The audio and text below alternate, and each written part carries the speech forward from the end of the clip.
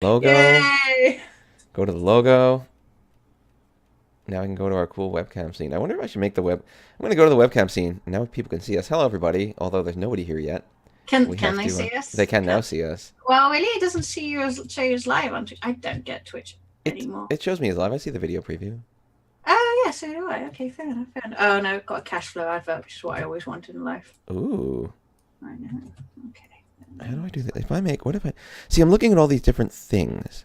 If I gotta make a new scene, let's say I make a new scene. Oh wait, I want to duplicate this scene. It's And then what I don't want to do, oh, here we go. I can take this other one and I can say, because I want to see what happens if I make a scene with us, only we are bigger, and there's not like a giant logo floating over us, because I don't think we have to be that insecure. really. I don't think we do. Can I get? I don't know if I can do the thing. I think I did it the wrong way. Which way would it be? No, No, it's going this way. No, I need to put my finger lower. Yeah, like that. yeah, like I can make USPML. the logo very small. Here's what I'll do. Make the logo very small, and I'll put it in the bottom left. And that way it exists, I guess. I don't know why I care, really, because I think... Hi, Summer QM. Hello! Oh my god, everyone's showing up. Our friends are all here. Basically, I just want to see what happens if I, like... Why can't I move the things that matter? Like, Yeah, Summer you QM. and me. You and me are the things that matter here. And we can, like, be... We can't really be bigger because the widescreen perspective makes it a little weird. I guess we could do... Man, this sucks. Man, this sucks. Yeah, like I can make me a little bigger, and then I can make you a little bigger, but then we interfere with each other. Like we're blocking each other. What the? How do you get two people on a stream at once in this friggin'? You know what I do? I bet I know what I do. Hold on. Oh, thank you. My room does look. My room is old timey, as you Americans would say, or rustic. That's the other word I learned. Ooh. People, Americans like the word rustic, whereas for British people, it kind of sounds old and shitty. It's rustic. Yeah, that's what I'm gonna do. I'm gonna Look at crop. my rustic door. I'm gonna crop me. There. Now I'm all croppy, and I'm gonna crop you a tiny bit. No offense. No offense. I have a lot of junk in my room still. Okay, there. Now that we're a little cropped, there's more room to put us. Oh, What? shouldn't you have done this before? I should have done this before, but I didn't, You're and that's... boring people. I am, but that's life. Life is Okay. boring. All right. My hands still stink of dirt, by the way. I've been gardening, been over gardening. this weekend, and they like, will my hands ever not smell of soil ever again? No, but that's beautiful. Really? You've Like been I'm still picking brambles out of my hair. Like, you've been at one with the earth. It's cool. All right, I'm gonna try this scene. I'm gonna try to check it out. We're gonna be a little bit more big. Oh, that didn't work. What? Oh, do I have to save it? How do I save it? oh my days. Oh my god. What if I just push? There we go. I did it. Oh, I see. It changed it. All right, now we're bigger. Oh, now it's bad because now you can clearly see that I am on a higher quality camera than you. Oh, I didn't. Oh, Shiza. You know what? You're I all was supposed to. pixely, and everyone knows now. Everyone knows the truth. The truth is that Gemma is made entirely out of pixels. I have my better camera, but I didn't plug it in because you gave me 45 minutes. I can't help it. I didn't even do makeup. Look, you can tell that my face is imperfect. Oh, this... Okay, I've got a better camera. Next time, I will plug it in properly and be a good child. Good. I want to see that. Although to be fair, this kind of blurry effect is good for my skin. Oh yeah. Well, actually, I gotta be honest. I think I look pretty okay today. You're looking awesome, Yeah, but look pretty okay today. I even had a dream about how bad my skin was last Oh night. no, that's terrible. So maybe I'm okay with the bad camera just for this. All right. Well, we all love you. We all love you anyway. So we have to talk about Dallas. Dallas is what we're here to talk about. So what did you do last weekend, Dave? So last weekend, I don't know. I don't remember. I feel like I don't quite recall. I think I might have gone to a faraway land called Dallas. And What state is Dallas in? Dallas is in the great state of Texas. There you go. Texas is big. And I've heard that literally everything is bigger in Texas. Am I right in thinking it once was a country in its own right at one point? No, it really wanted to be. Yeah, Like that's there have been a lot of times where Texas has been like, we want to be our own thing, Texas, and other people have been kind of like, Isn't that why they call it the Lone Star State? Because it has its own little one No, I think it's star. because it's just got one. So, well, they wanted to be independent, and they had like a lot of things where they fought Mexico themselves, and like I don't know the history of Texas, so Texans are probably like angry at me right now for not properly respecting They the have state. the Alamo. They have the Alamo, right? They remember it. They remember it, and they cross the line, and It was like 9/11 before 9/11 was you cool. can all go to hell. I'm going to Texas. I probably shouldn't say that, but I just did. Well, I mean, it was pretty disastrous for the white people that one time. Oh, except we won that war, but yeah, it was a bad time. It was a bad time. Like, Just that was the one time it was, and it wasn't even Americans at that point, right? Like you look at a lot of the people who died. Like a lot of them are carrying when you say foreign passports didn't exist back then, but yeah, a lot of them were immigrants from the UK. Well, UK didn't exist. The UK, England, fight in the Alamo. England didn't. Yes, we were. There were some people who were English who died in the Alamo. I know, it's crazy shit. I think that's bollocks. No, it's totally true. It's totally true. Pure, You can go to unadulterated bollocks. You can go to the Alamo. There's actually a Union Jack up as like one representing those who died from the UK, and I'm like, I don't think the UK existed back then. We certainly probably didn't use the Union Jack. Where's my window? Hold on, I'm looking up the Alamo. Yeah, look it up. A lot of Germans, I imagine. It's got a Twitter account. The Alamo has a Twitter account. It does have a Twitter account for some reason. Whoa, it's got a cool website. This website's really cool. It's all Game of Thronesy, like it's building the Alamo. Okay, I want to tell you my weirdest Alamo story before you find out. So I went to the Alamo, and it was all like the shrine of America, and I was, really, this is a thing. Okay, whatever. You guys can do what you like. And then I went around the back of the Alamo and outside of the like Alamo complex, and like this guy was on the street, this Mexican guy, and he's like, "Do you want to see this Alamo museum that I have?" And I'm like, not really. And he's like, "Phil Collins narrates it," and I'm like, "Phil Collins? Huh. I kind of have to see this." Pardon me. So like I go into this like strange like underground room where he's built like this huge like model of the Battle of the Alamo with like little old style Monopoly pieces. You know when the Monopoly houses and hotels were like wooden? Like a lot of those. I'm like, those are like really weird like old style kids toys. And then he turns it on and he shit me not. It really was Phil Collins who'd recorded the backing narration track for his like, I don't know what you call it, like when they have the models that move about a bit. That's weird.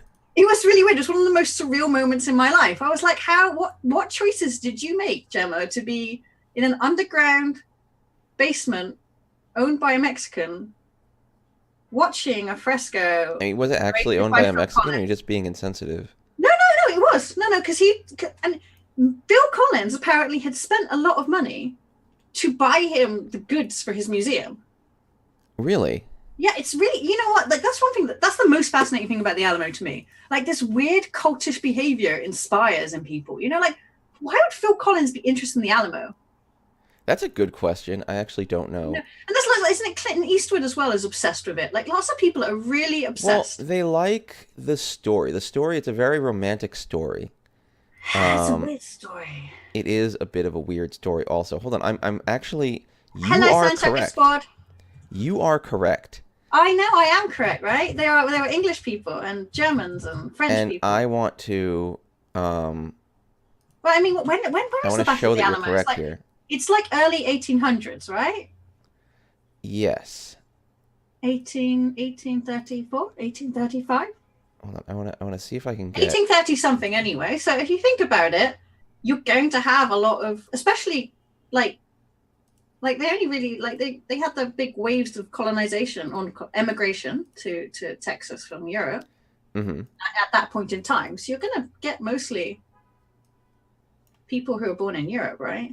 Probably. I'm building a little scene. I'm being a very good Twitch director, and I'm building a little scene for us because You're going to get Phil Collins to narrate it? No, I cannot do that. But what I can do, I can build the scene. And Hi, I'm PPOA. pasting you in. Sanshoku is the best. You're totally correct. Sanshoku is pretty cool. Hold on, friends. All right, so now we are here, and I'm going to make you the same size as me, so we are equals. Actually, you're a tiny bit smaller, but don't tell anyone. All right, so now we can see. Here we go. Now we can see. I have up here. I'm going to share it with you also. Oh, no, I can't share it with you. I don't want to share it with you. Maybe I would do this. I'll put this over here. Oh, okay. So these are the nationalities. Can you see it? Oh, you can see. Yeah, oh, yeah. Here, I'm now it's a direct thing I'm sharing with you, but whatever.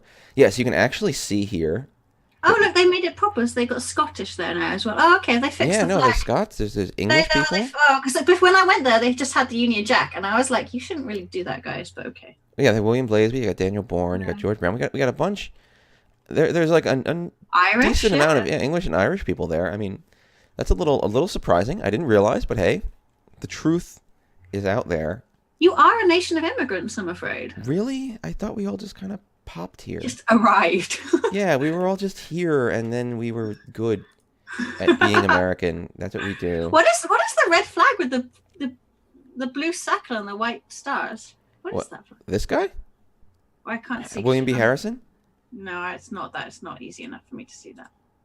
Oh, Gaston was there. John E. Gaston. Gaston. No one fought like him. Oh, yeah, this is Tennessee. Ah, James okay. Gerard Garrett. Tennessee. They use the state flags. A lot of Tennessee there. And here's more England and Ireland. These people represented the Alamo. I guess they just don't know where they were from. If they have like an Alamo flag. Oh, yeah. I mean, maybe, yeah. It's probably too difficult to work out where everyone comes from. Oh, there's a state flag. That's interesting. There's quite a lot of Irish people as well. Yeah, a lot of Irish people came to America because for some reason they weren't having a very good time where they were from. I don't know why that could be. I don't know what. Who doesn't like potato famines? Awful, oppressive country was persecuting them. Were we doing it then? Oh, we probably were doing it. I don't know why I'm asking. Oh, almost definitely, yeah. We were definitely doing something bad to them. It's pretty much how you do. Yeah, that's all we can do. Oh, so you got a lot of funky flags for your states, guys. Really? Well, and I didn't know that this South Carolina flag, like, it's pretty funky, man. This is our very exciting exploration of the Alamo, the history of the Alamo. American history lesson.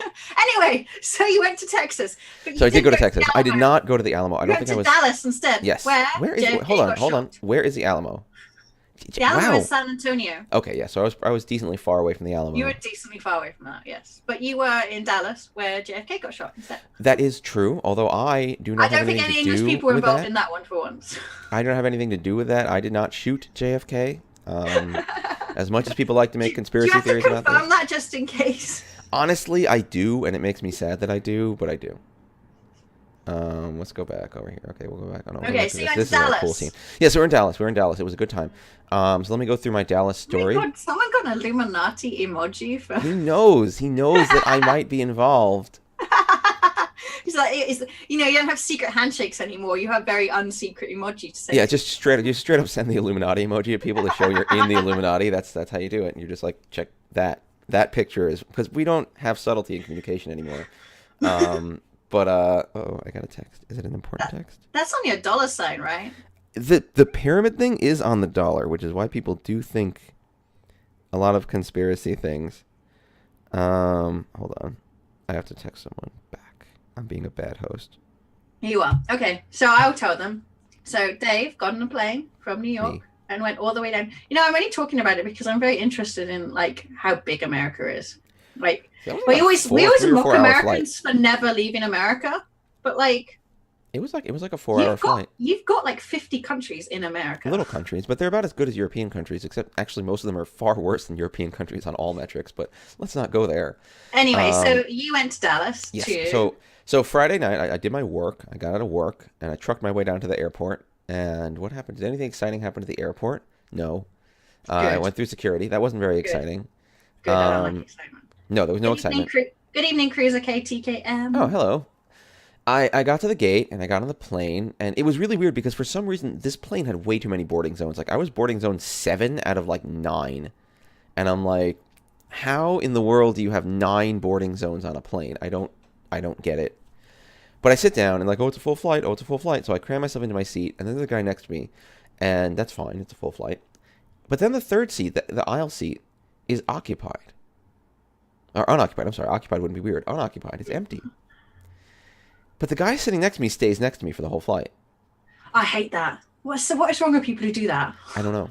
I'm just like, what, dude? Like, both of us could be happier. Yeah.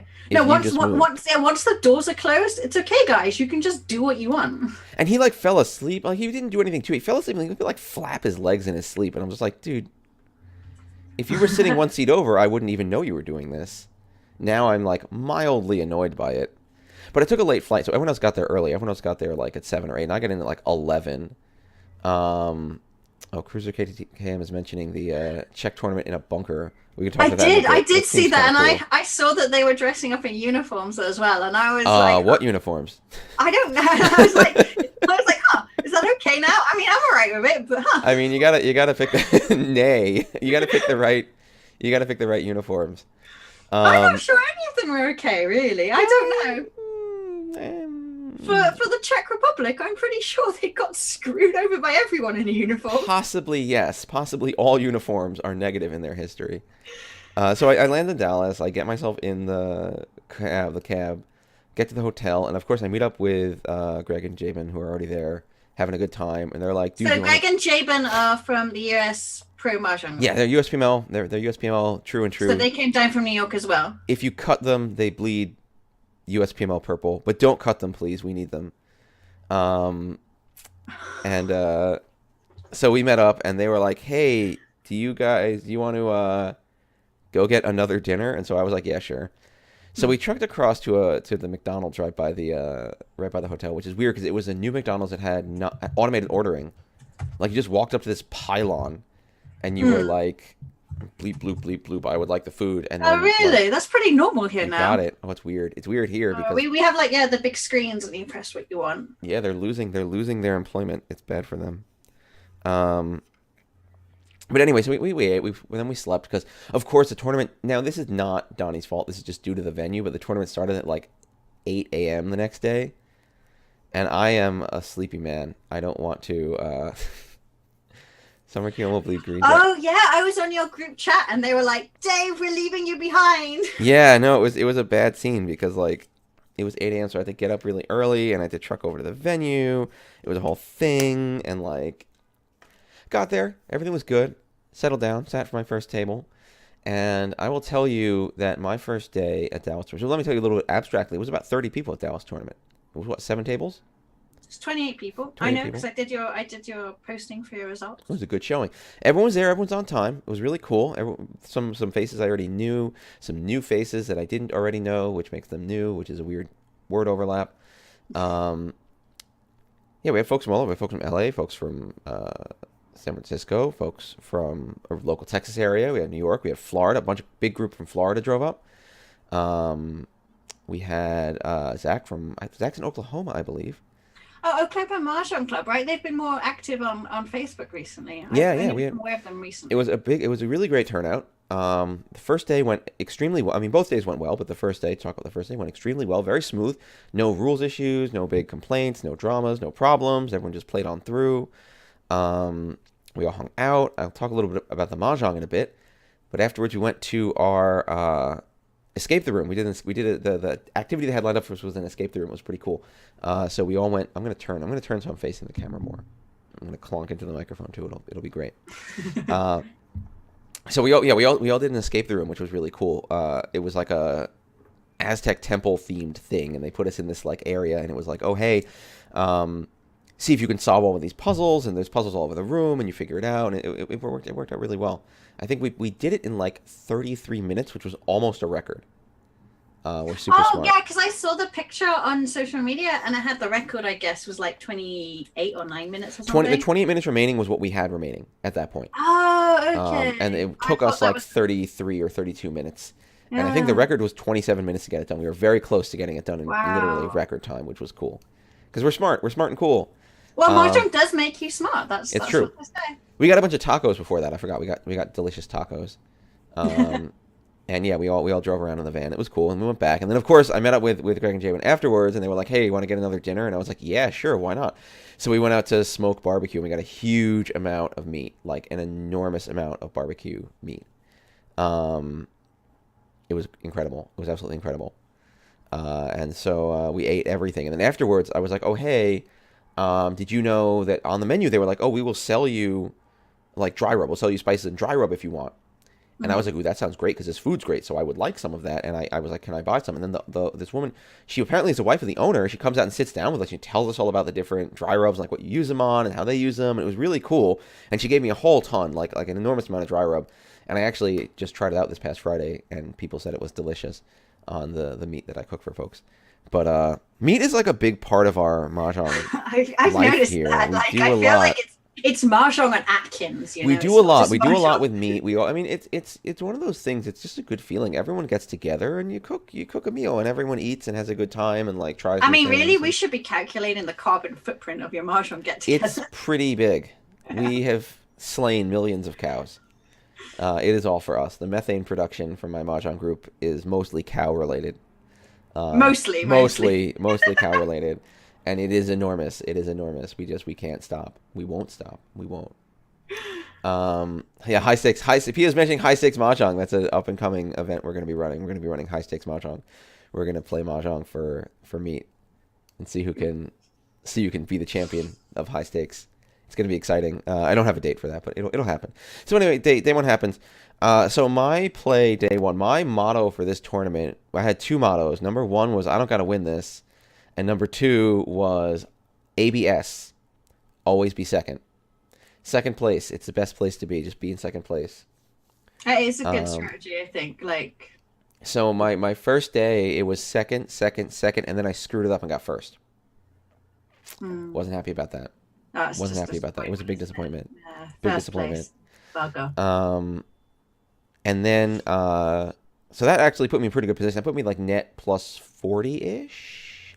And I know Tina, who may or may not be watching us, Tina Oh, Tina, got yeah. herself a dealer Yakuman, which had a strangely positive effect on her score. I don't know how that Yeah, happened. I mean, Dave, I'm sorry. Like, I love you and all, but I was really rooting for Tina to take it, the How could title. you? I feel Because, so undermined. so for those who don't know, Tina won the first Dallas She did. HE She Open. did quite And, handily. and by doing it, she got herself a seat into the WRC because She also did. they were using those for the qualifiers for WRC. So I don't know. I had a little soft spot. It's good to see the girls playing Mahjong and winning as well sometimes. Oh, Tina's good. Tina's damn good. Yeah, she's very strong. So Yeah, yeah, yeah. I was rooting for Tina, but anyway, let's Oh, see if she gets. Let's see if she wins the title. tournament. She had a good tournament. I just felt bad because usually I root for you, but I was there. Wow, it's okay though. I don't need your support anymore. I'm Apparently, not always. far too strong. Far too strong. I don't. Your support just holds me back at this point. Fuck you. I can't believe she said that. Okay. No, I Sorry. was feeling honestly like I found that I really did get a good groove though. I really did get a good groove with the second places. I'll tell this as like Dave's tournament tips. Like honestly, I was honest about I don't have to win this. Like really, like obviously I like winning. Obviously I want to compete and I want to play to win. I want to play well. But I do still feel like I'm a little bit old. I've been around. Like I don't have to win a tournament. It's okay if I don't win a tournament. And I told people this, and I'll keep saying people this. I am much happier when people who are starting and people who are new get the excitement of winning. Like Also, I I don't need to think like crowd, I don't need to like crowd everyone out and be like, no, I win, no, it's all me, all the glory's me, like whatever. And I don't need to, I don't feel like I need to prove anything. Like it's I mean, exciting to show that you can win. It's exciting when people who are learning show that their skills pay off.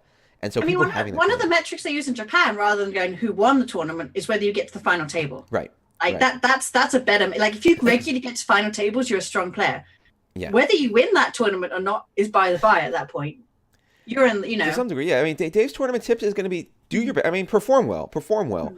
And to some degree, performing well is consistency. And if you can Yeah. consistently come in the top half of a table every table, like you're doing something right. I feel like I do some things right. I mean, But the like, problem with tournaments, there's so much luck involved. There's so well, much. it's a short span of games. It's not an absolute metric as to whether you're good or not. It's a short span of games. Excellent players will bomb tournaments sometimes. It'll happen. But the real answer is, out of all the tournaments you played, did you bomb all of them? If the answer is yes, you probably have some work to do to improve. If the answer is, usually I do pretty okay, and then once or twice it ended up coming out poorly for me, that's probably just a little bit of luck, and you're probably okay. So like I didn't feel like there was a crush to like I need to be at the top, I need to rush, I need to swing for the fences. I was like, you know what, I'll just play it cool, do solidly. If you can keep doing solidly, you'll end up doing well in a tournament. And that's really like at the end of the day, that's really a viable strategy for a tournament is just do solidly, just stay positive, just come in second or higher, and you'll walk your way up. And it also depends on the rest of the tournament field, right? If the rest of the tournament field is not necessarily as experienced, or if they're very erratic, consistent, solid, small pluses will get you over most people who might go like plus 30 game, but then go like minus 40 the next because they're not being very consistent. These are Dave's tournament tips. Yeah, I'm not doing very well at tournaments at the moment, so I should heed your. Yeah, just cool off. It's cool. You can just chill out, man. You can just relax. Yeah, you can Bob Ross I, it. You can yeah, Bob I mean, Ross it. I think the problem is, like I play in Japan too often now, and then I can't change gears back into European mentality. Yeah, no, the vibe is very different. I feel like Yeah. if I was in a Japan tournament, if I was in like a tournament with like pro players, I'd have a very different outlook as to what I needed to do. Because I feel like in a tournament like that, you can't just coast. Like the Yeah. minute you start coasting, someone else will accelerate past you, so you're going to have to push your game forward constantly. But it's It is exhausting, but yeah, yeah. yeah, it's like That was a bit of a humble brag for me, wasn't it? I oh wasn't. yeah, I'm when I sorry. play with I really wasn't. good Yeah. players, I can't get out of playing good. I'm sorry. I didn't mean to humble brag. No, it's not even playing good. It's just I can't get myself back into gear, especially as I've been reading like a lot of strategy books. Yeah. Yeah, Well, well, it I'm is a gear working on a change. strategy book to get out from the Japanese. It is definitely a real gear change. Like some players who are newer and less experienced, they play in a very different way than you would play if you were experienced. And the annoying thing about Mahjong is that like you don't always get punished. Mm. Sometimes people get rewarded for doing things that are not optimal. Yeah, I mean And this. Okay, so this is one thing I want because there was that argument, there was discussion on Facebook, right? ooh, About I think it was Nicole Hasbrook. She posted that a group in the Netherlands was taking away Open Tanya. oh dear. Now, for me, that's a disaster. If you're playing with, because a lot of the less good players or the starting out players lean on Toy Toy a lot. Shocking. And Open Tanyao is one of those defensive measures you can use against Well, Toy Toy. And you take away Open Tanyao, you're taking away a defensive mechanism.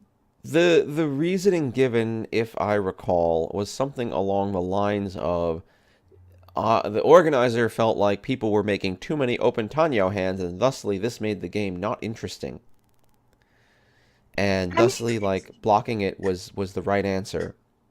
I don't know how they're playing that. I don't know when they're making the Open Tanyao lands, but there's a time and place for Tanyao Nomi. I mean, yeah. Oh, there is. I feel like there is. My personal opinion on it is, well, maybe I shouldn't say my personal opinion. Maybe my personal opinion is too incendiary. Actually, no, I'm gonna cough for a second. Hold on 1 second. Sorry about that. I just had to cough. I didn't want to cough into the microphone. Yeah, I wanna hear the incendiary opinion now.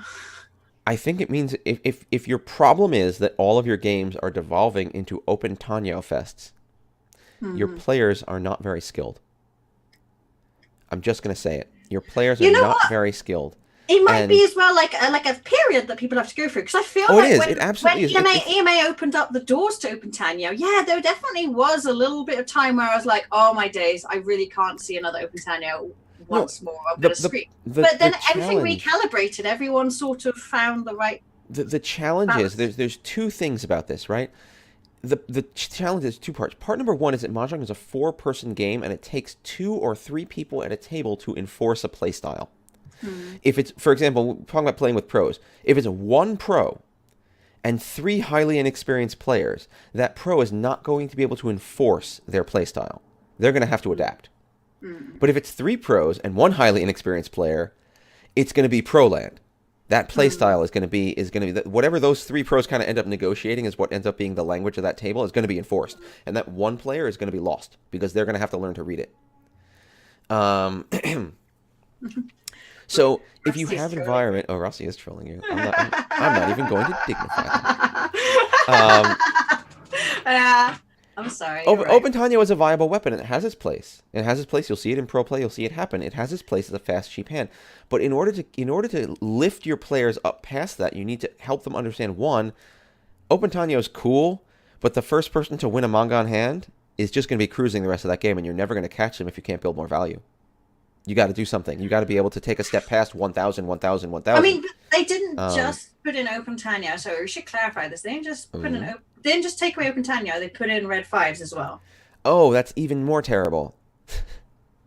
I'm unleashed on this stream. That's terrible. Well, no, this is. I mean, it's basically the old style EMA rules. Sure, but like the problem with red 5s is red 5s just adds value to tiles that are already incredibly useful and valuable. I just don't like it. It's like, oh, you know how 5 is already a great tile?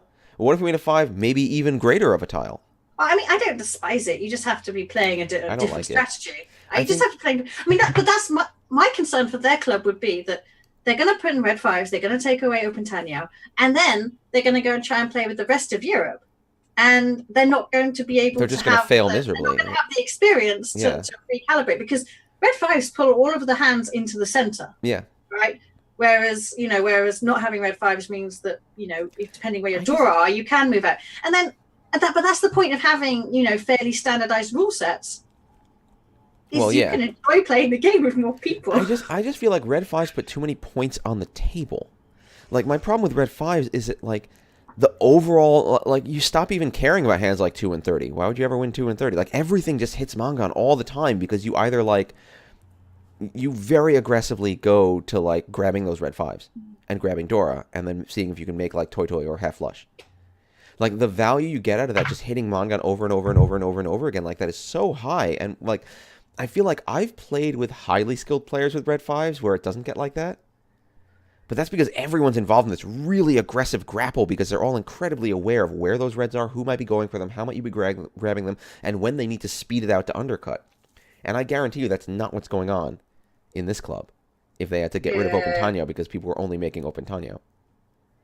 Yeah, I mean, it's kind of interesting because actually when that came up on Facebook, I had been working on a chapter which is all about understanding how to change your game for red fives. But that looks like it's in Japanese. How would I ever read it?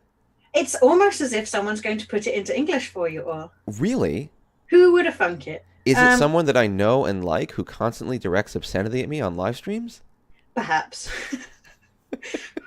Fortunately, she has a team of other people behind her. Yeah, I am. To make sure the book isn't just fuck Dave all the way through. It's just a giant novel. Just a little like liner note. This was a translator's decision, not. Oh, and then you can get me to put a quote on the jacket. A highly educational book and a must-have. But it does, even at high level, having red fives does change. It changes the game. It brings it into the center. People tend to reach you a little bit more often. I would almost say red ones. I would almost do red ones. You can get the green ones. You can get the yellow threes. I mean, that's the thing. Like, where do you, I don't know. I'm just thinking if there's a part of the hand that I would imagine wanting to sprinkle some value on because people always get rid of it, I'd say like 1s and 9s. So, like, if I had to add more Dora, if I had to add more always Dora by making some tiles red, I'd probably choose 1s or 9s because those are the tiles people usually just chuck because forget it. Mm-hmm. But I mean, I don't know, like, maybe like, one of my feelings I've had for a while is that a lot of Western players just don't respect Dora. But no. If you think about it, right, so to get one hand, for a lot of the hands that we make, you have to use all of your tiles. Like pin through, you have to use all of your tiles, right? Mm-hmm. So just to make one hand. But if you think about Dora, you just need one tile. It's much more efficient for getting Yaku into your hands. And so people don't appreciate that, which is why you just see them throwing the Dora recklessly within the first couple of discards. I will mention, we did have a number of Dora first discards that I saw. And if you can incorporate it, it's such easy points because, older style translations will call those hand doubles because that's effectively what it does almost, is double your points. It does. It literally multiplies your hand value by 2. It doubles. So if you can find any way of using it, and because you don't just use your Dora in 1s often, something not always, but you can use them in a pair or in a pawn.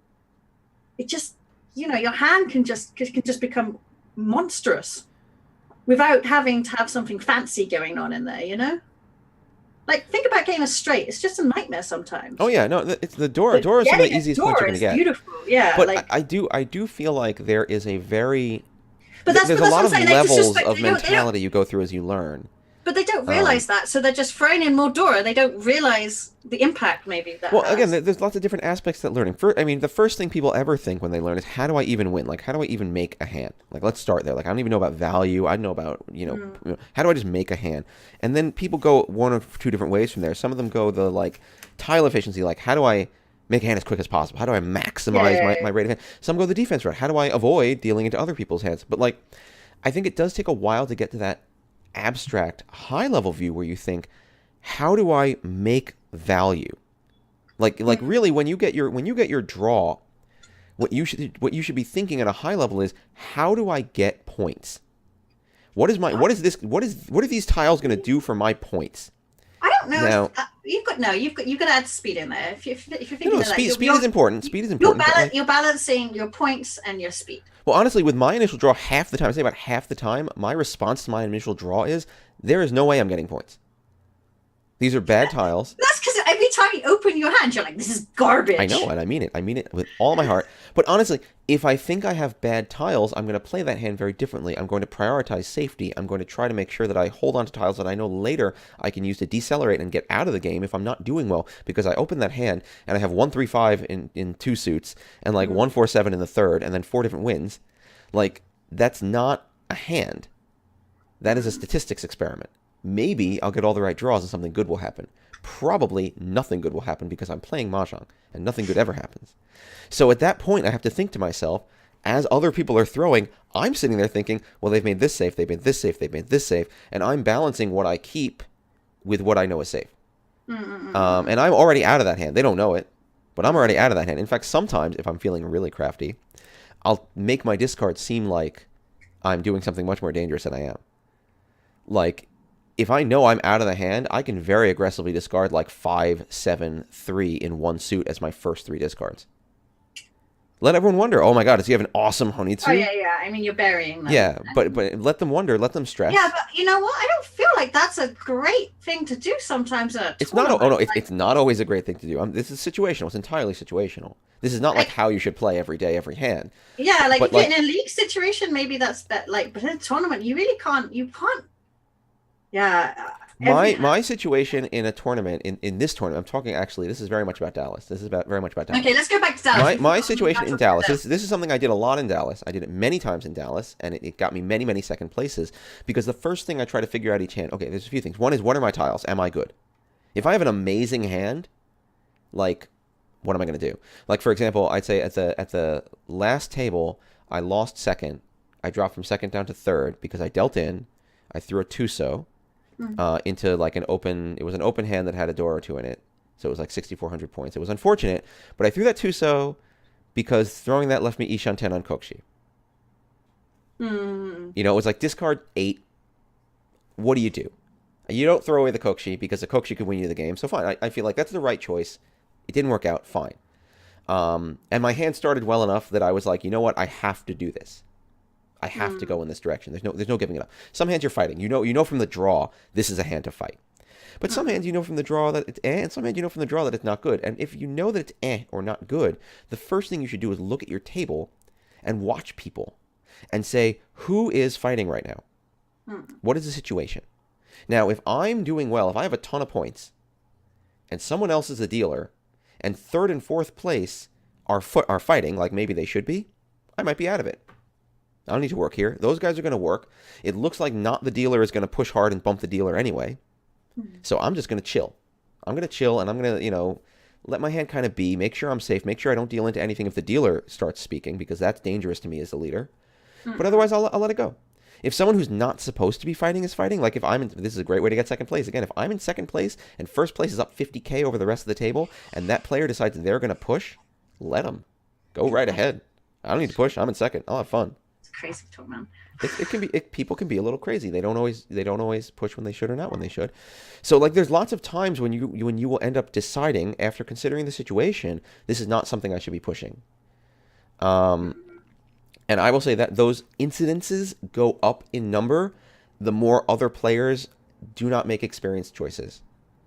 If I'm at a table with very experienced players, and I'm in first, and I see that second realizes that they're only 2,000 away, so second's going to push. And third and fourth realize they're behind, so they're going to push. So now everyone but me is pushing, which means pretty much I can only lose.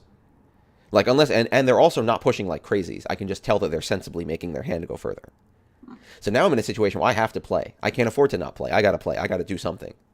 I'm really looking forward to getting to you telling us about day 2 and your excellent Mahjong experience. Oh wow! Oh, I have to explain my shame. Do I have to tell everyone about my shame? You Oh, do it was really kind bad. of, yeah. So anyway, day one. I'm sorry. You I'll stop can't lecturing. you can't be telling all your like giving out all your tips about the. Well, these are my tips. These are my tips about know when to hold them, know when to fold them, know when to walk away, know when to roan.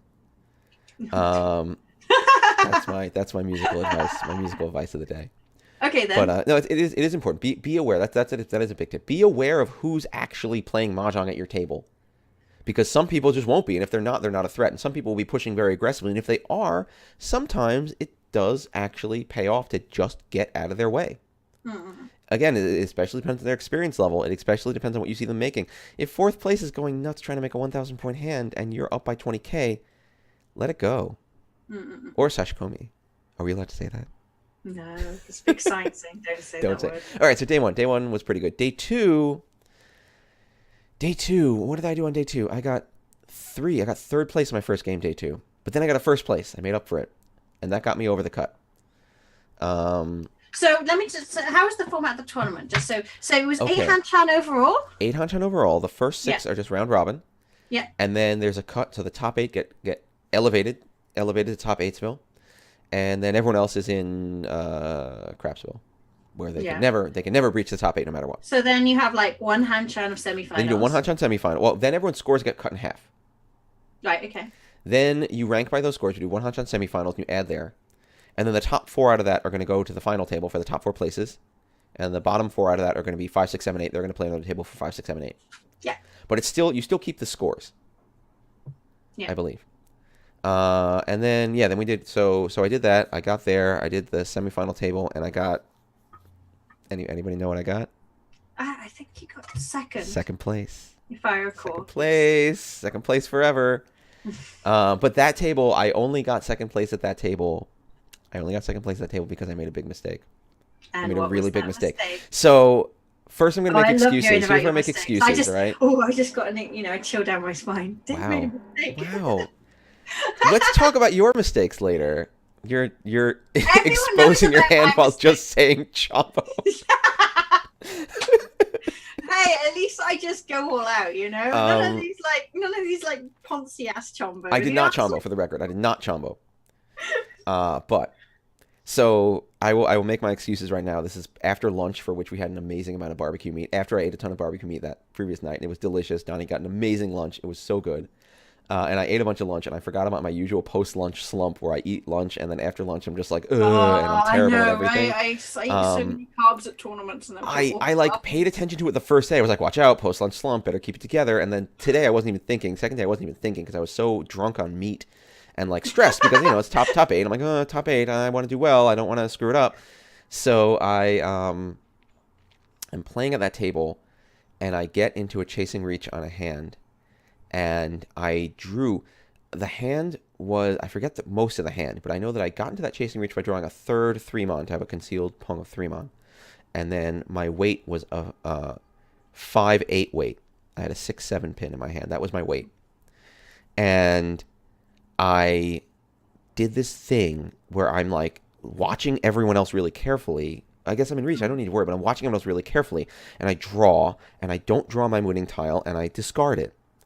And I look at the winning tile, at the non-winning tile I just discarded, and it's a 3-man. And I think to myself, oh crap. This is what goes on in my head. Oh crap, the 4th 3-man, I probably should have conned that because I'm already in reach and there's really no reason not to. And I could have too, and this is the final part of this is what kills me, I think. And I could have too, because the 3-man's nowhere near my weight. My weight is the 6-7. And as I'm thinking 6-7, the player in reach to my right discards a 6 pin. Yeah. And I say wrong, and as I finish saying wrong, I just say no, and I stop everyone, which prevents it from being a chombo because I didn't reveal my hand and no one else revealed their hand. No, so just... But it's a dead hand, so now I'm dead-handed, and it actually goes to draw, and I have to pay no 10. So my net penalty for that screw up was no 10.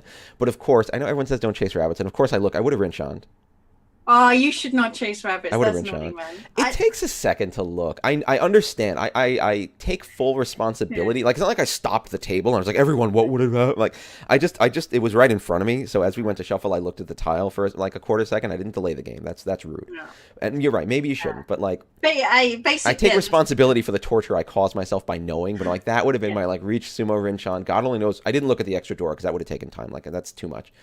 But that was it. And that was my stupid. That was basically my. I mean, chombo honestly, as well. My brain was in another place. Yeah, it didn't cost me a chombo, so I was very lucky, and I will be prideful, and I will say that like the thing that I thought was most important after that, and this is you're gonna be very you're gonna tell Moriyama all about this, because the thing I said after that was your luck. Your luck was right there in that tile, and you just screwed it up, and that means you don't have your luck right now. No, you didn't. You need to spend the next hand or two. You let it go. You need to spend the next hand or two realizing that you do not have your luck and not overextend and not screw yourself. And so I did that. I was like, I might count on my luck sometimes, and I'm not going to. I'm gonna relax a little bit. I'm gonna like not play hard these next two hands. I'm gonna keep myself from either doing that thing or I'm like, I was so close. I'm gonna push it next hand and make it, and then screwing myself, because that happens. You get thrown when you make an error like that. Any player does. Anyone's going to. You chombo, you make an error, you get thrown. You got to get yourself back on the horse carefully. You got to get yourself back in the game without getting spooked, without getting like wild. And so I was like, I'm just going to calm down. I'm going to not like do anything too crazy. I know my luck is gone right now. I'm going to see what happens. And I got back in control enough that I held the second place. I nailed the second place. I'm going to report this back to Garth, though, because he's going to be angry that you were like talking about luck. He's very anti-luck. Yeah. He can come on. He can come on and yell at me. We can yell about it. I don't not believe in luck. Ooh. I don't not believe in luck. I don't. Ooh.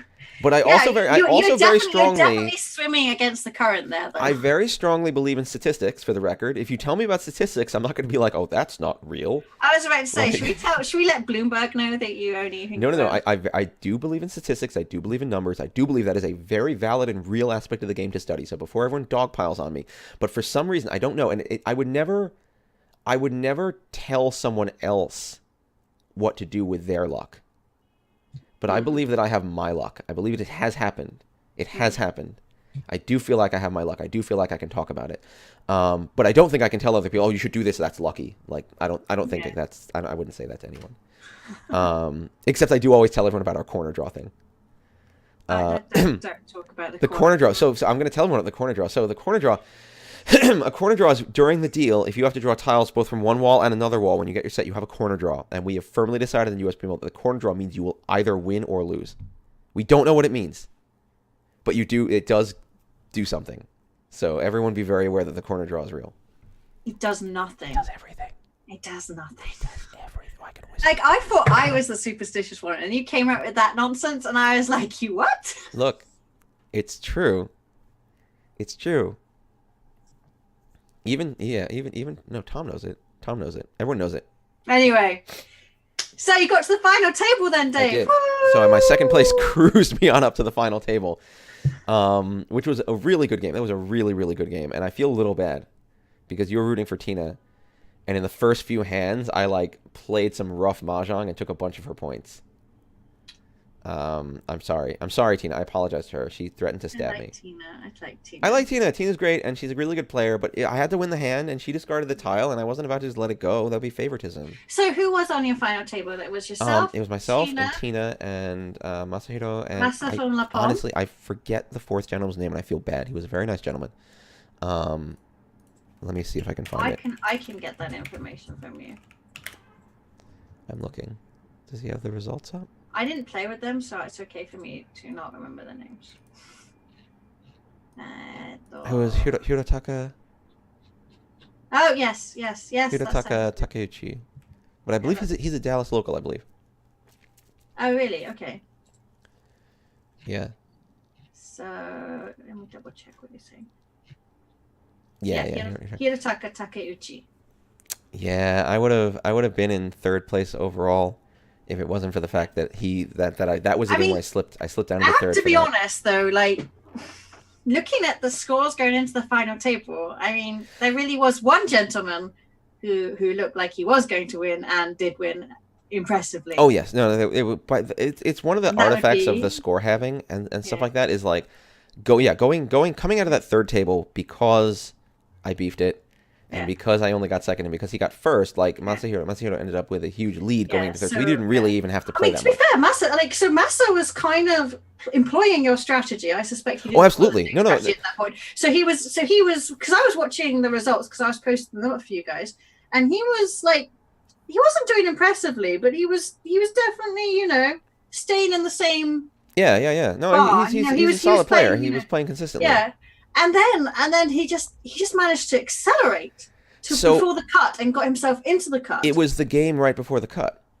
Yeah, and right before the cut, and I was not there. I did not see this. But the game right before the cut, he got plus 94.3 out of that game. Yeah, in one game. Number.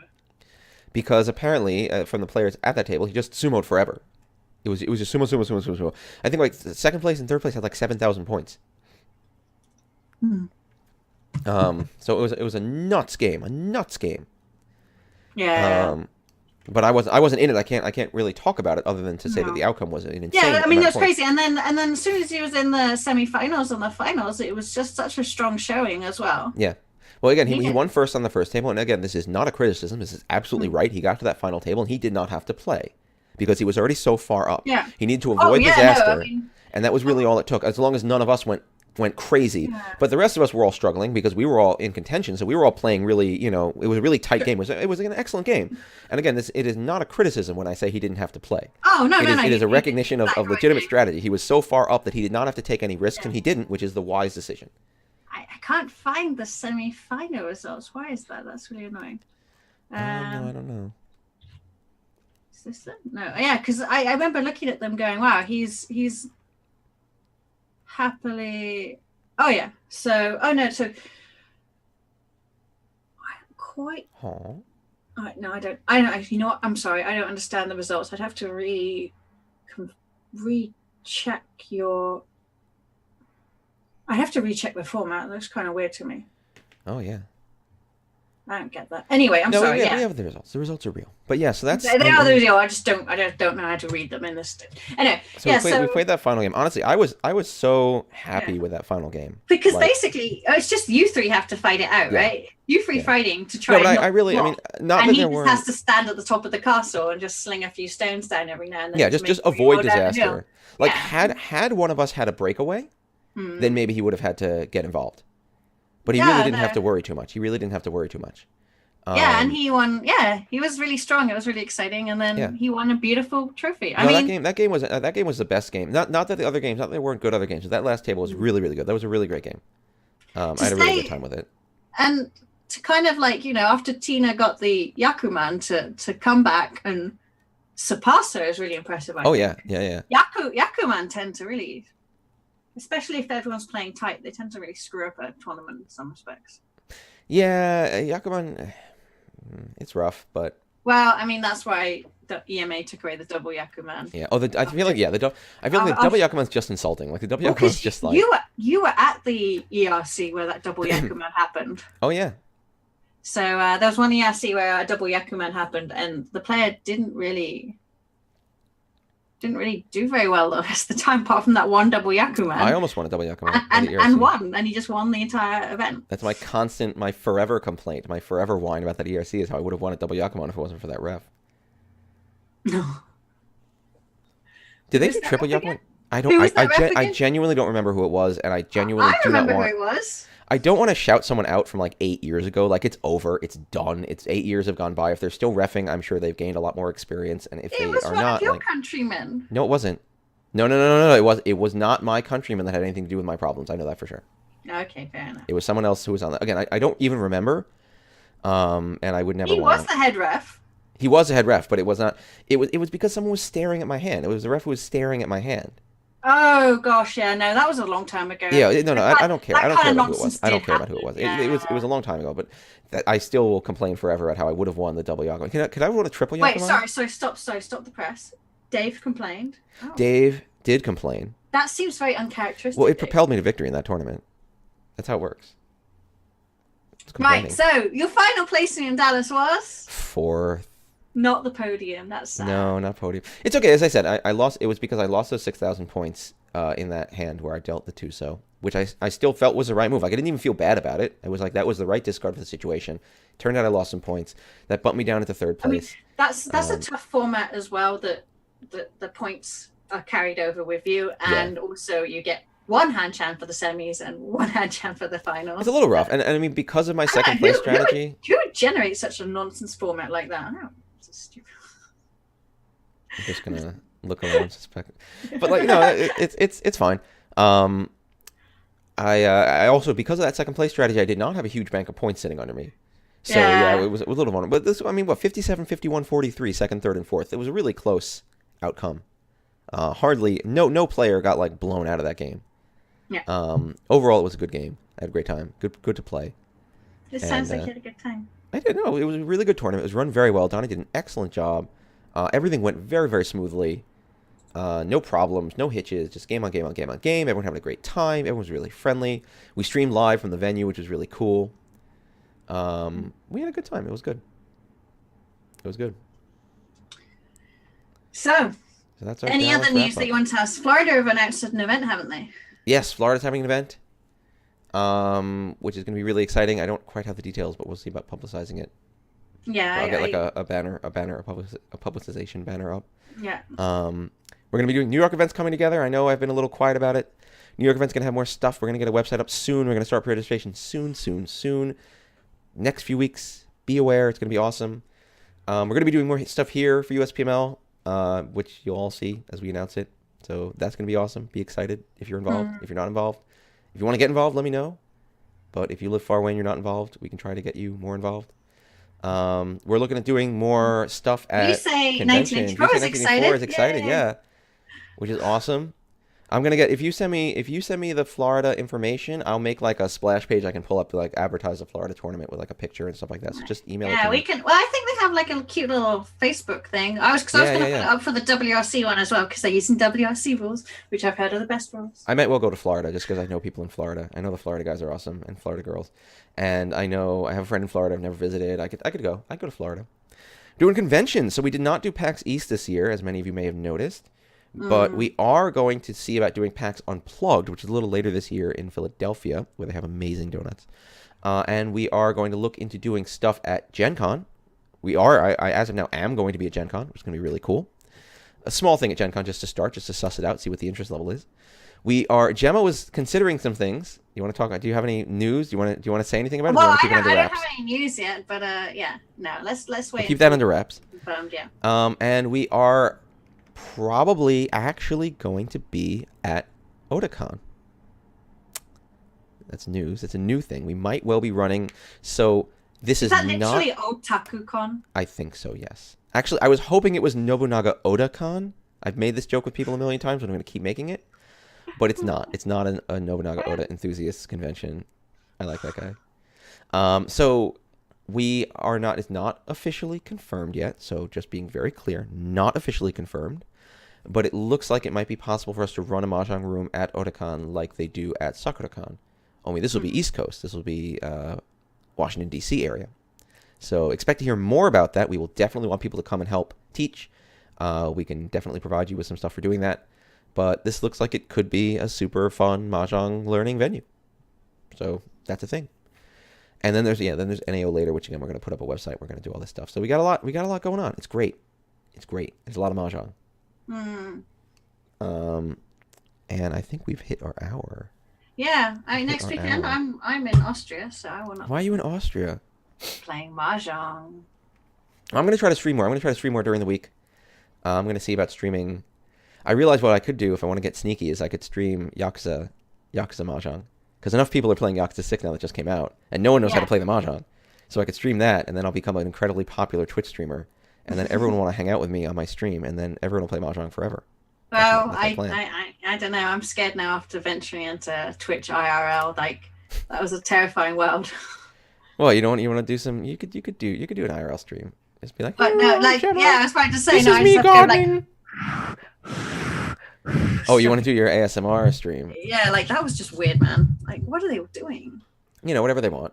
People like it. That's where that went. I gave it to you.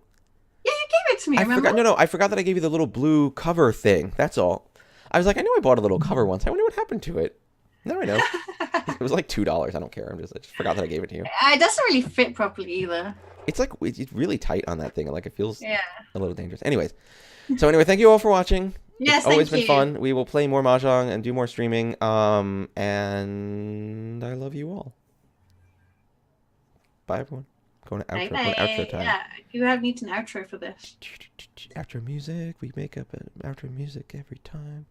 That's how it works. I don't know. That's what we do. Oh, bye bye, Rusty.